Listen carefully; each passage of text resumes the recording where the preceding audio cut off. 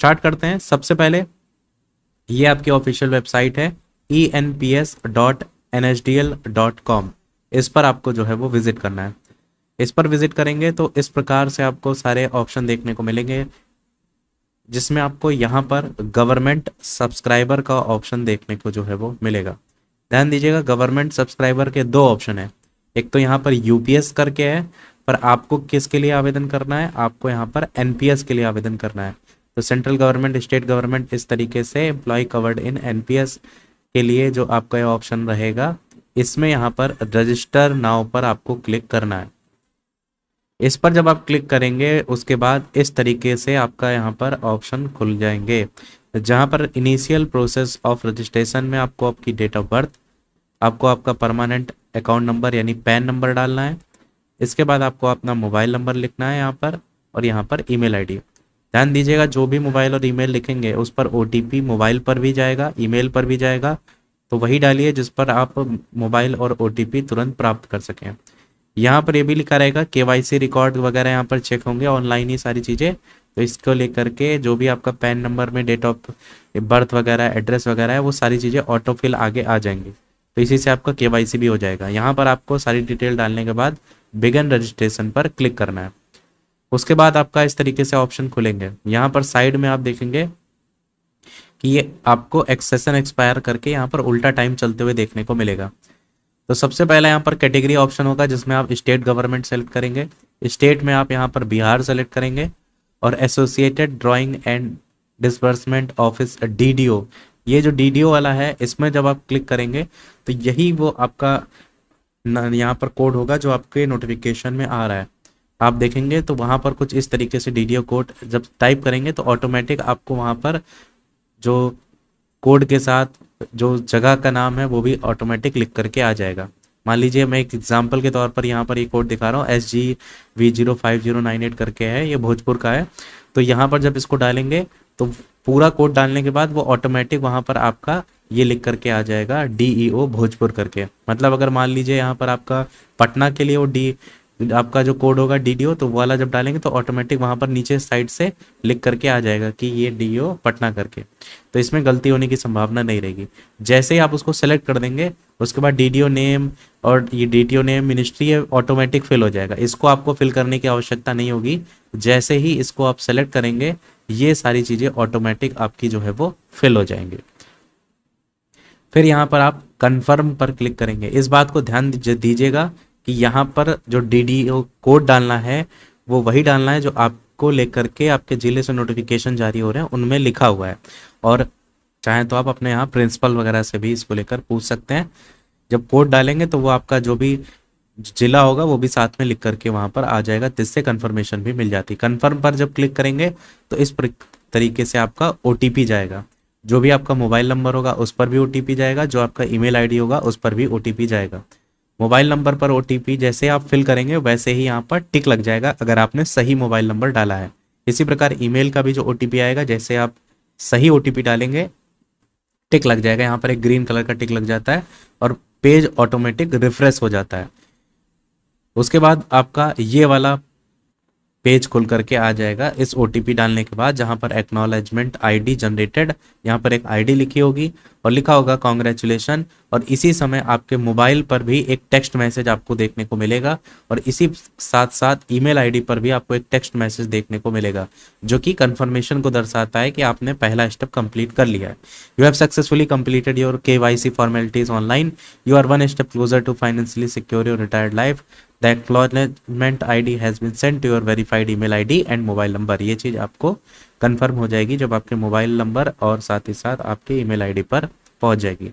ये जो ID है ये आपको सेव करके भी रखनी है, मतलब मोबाइल में फ़ोटो वगैरह खींच के रख लीजिएगा इसको। इसलिए मान लीजिए कि आप फॉर्म भरते समय किसी स्टेप में रह जाते हैं, ये लॉग आउट हो जाता है, सेशन एक्सपायर हो जाता है, तो इसी को लॉगिन करके ही आप फॉर्म के आगे की डिटेल जो है वो भर पाएंगे, इसलिए ये ज़रूरी है। अब यहाँ पर आगे जब कंटिन्यू करेंगे, यहाँ पर नीचे देखिए लिखा है कंटिन्यू।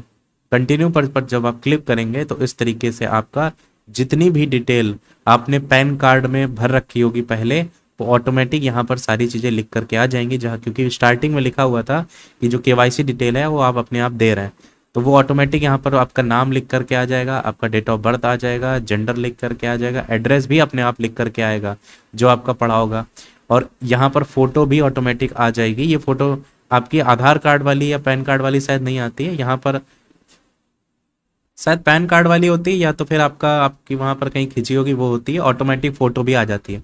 परंतु सिग्नेचर आपके वहां पर अपलोड नहीं आते हैं।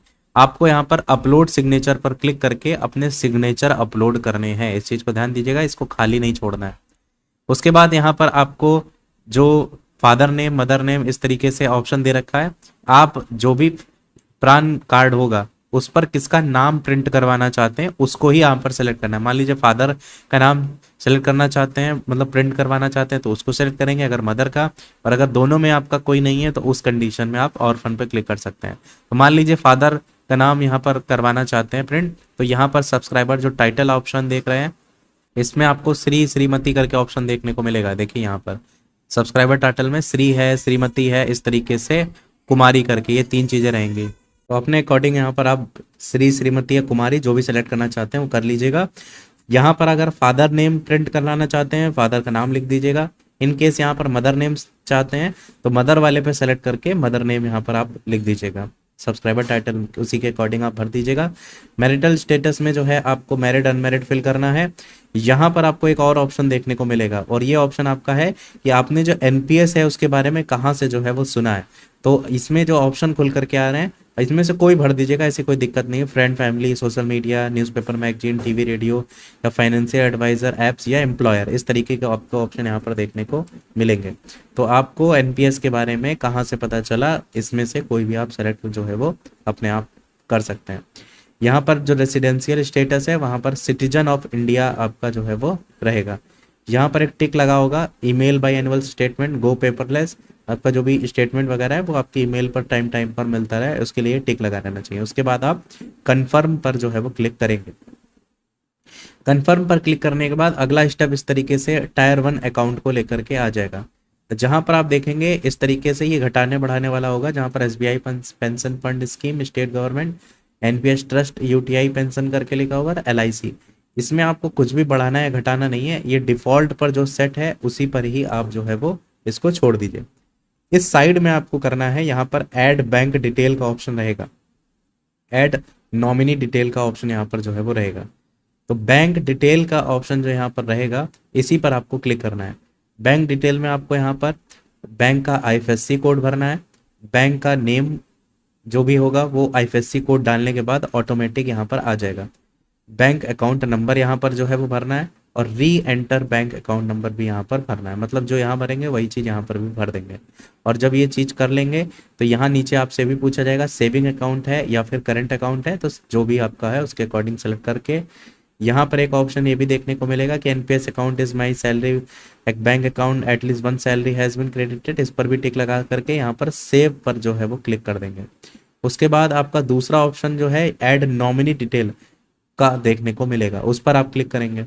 नॉमिनी डिटेल में आपका जिसको भी आप नॉमिनी बनाना चाहते हैं, इनके जैसे होता है ना कि आपको बीच में कुछ हो जाए, तो ऐसे में आपकी जो संपत्ति उसका मालिक कौन है, या आप कह सकते हैं आपका अकाउंट का दूसरा जो है वो मालिक कौन है, उस कंडीशन में नॉमिनी की डिटेल डालते हैं। मान लीजिए आप फिक्स डिपॉजिट करवाते हैं अपने पैसे को, इस बीच आपको कुछ हो जाए तो वो पैसा किसको मिल जाए, तो ये नॉमिनी उस लिए आपका ऐड करवाया जाता है। नॉमिनी का नाम और नॉमिनी की जो भी एज है, नंबर में एज डालनी है, डेट ऑफ बर्थ नहीं डालनी है, 60 साल या 70 साल इस तरीके से। और नॉमिनी से जो भी रिलेशनशिप है, मान लीजिए फादर को आप नॉमिनी बनाना चाहते हैं तो यहाँ पर आप फादर सेलेक्ट कर देंगे, मदर है तो मदर, इस तरीके से ऑप्शन आपको देखने को मिलेंगे। और इसको भी इसी प्रकार से आप सेव कर देंगे।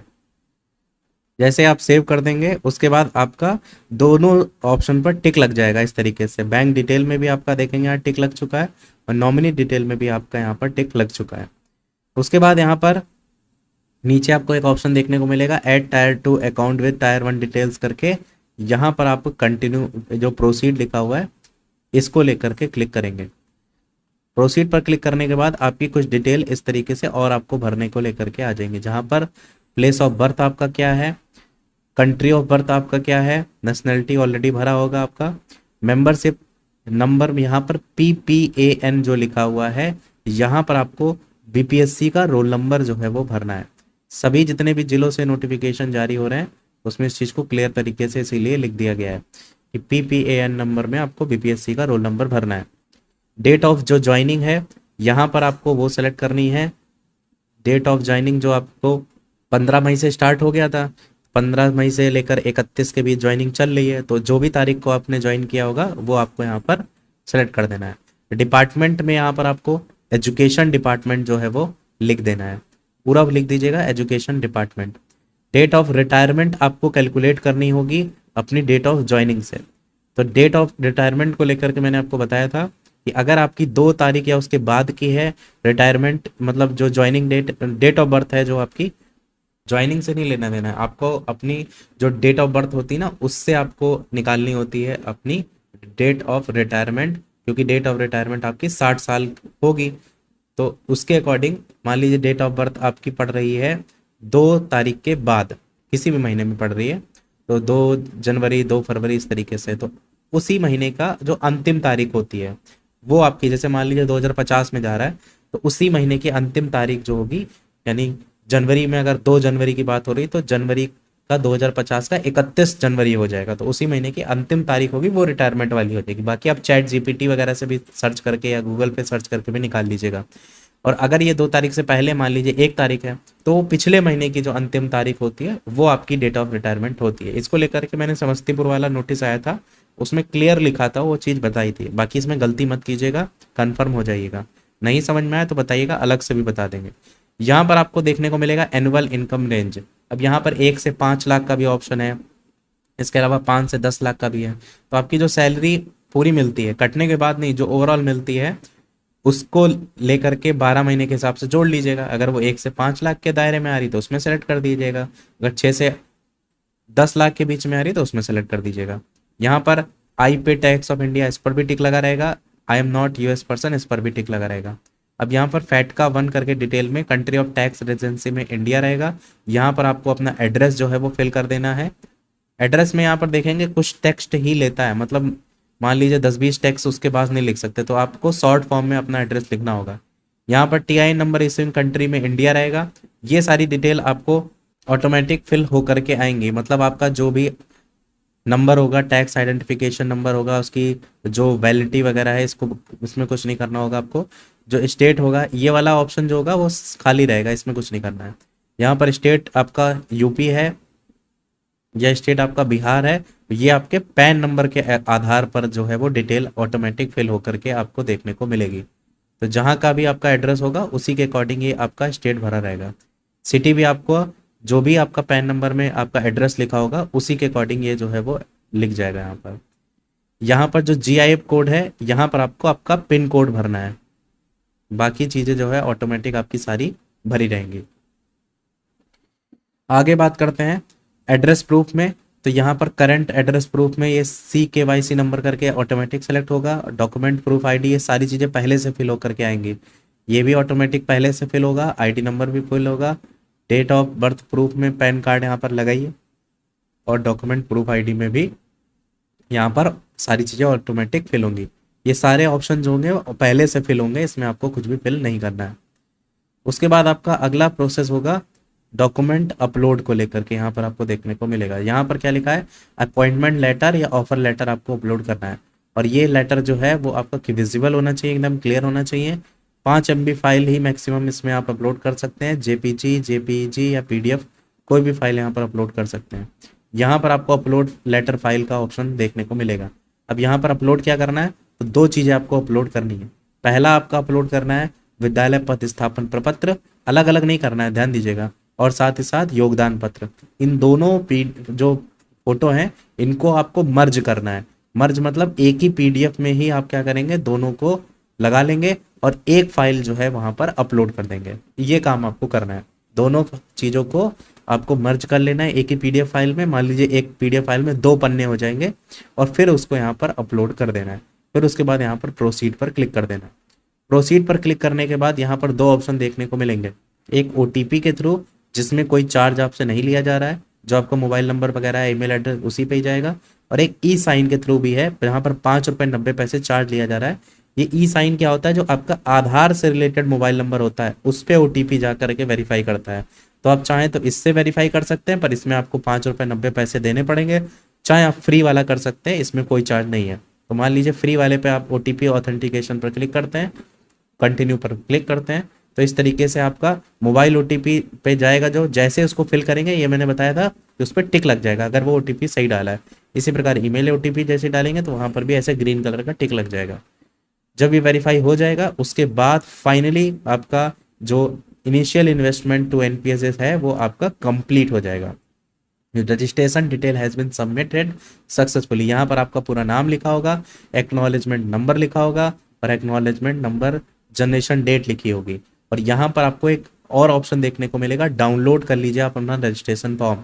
जितनी भी चीज़ें आप ऊपर भर के आए हैं, यहाँ से आप अपनी PDF एक डाउनलोड कर लेंगे जिसमें आपकी फ़ोटो लगी होगी। ये डाउनलोड करेंगे जो काफ़ी पन्ने की होगी, उसमें जो चीज़ अपलोड कर रखी है, फ़ोटो है, डिटेल भरी है, सारी चीज़ें उस PDF में आ जाएंगी एज अ प्रूफ के तौर पर। तो उसको आप ज़रूर रखे रहिएगा। कुछ जेलों से नोटिफिकेशन जारी हो रहे हैं कि उसको आपको भेजना भी है। वैसे तो पूरी तरीके से पेपरलेस है, तो भेजने वाला सिस्टम तो जो है वो कहीं देखने को नहीं मिल रहा है। अब सवाल ये उठता है कि जो प्रान नंबर आपको देखने को, जिसके लिए आपने ये सारी चीज़ें भरी हैं, तो ये प्रान नंबर आपको जो है वो कब देखने को मिलेगा? तो प्रान नंबर आपका जो भी मोबाइल नंबर आपने डाला है, वेरिफिकेशन जब हो जाएगा उसी मोबाइल नंबर पर ही आपका प्रान नंबर को लेकर के मैसेज आपको देखने को मिलेगा। ईमेल आईडी पर भी हो सकता हो देखने को मिले, परंतु मोबाइल पर तो देखने को मिलेगा। तो वेरिफिकेशन जैसे ही हो जाता है उसके बाद देखने को मिलेगा। सारी चीज़ें तो मैंने बता दी, फिर भी यदि आपका कोई प्रश्न रह गया हो तो कमेंट में पूछ लीजिएगा। वीडियो लाइक शेयर सब्सक्राइब अवश्य कीजिएगा। मिलते हैं फिर अगले अपडेट में, तब तक के लिए सभी को नमस्कार, जय हिंद।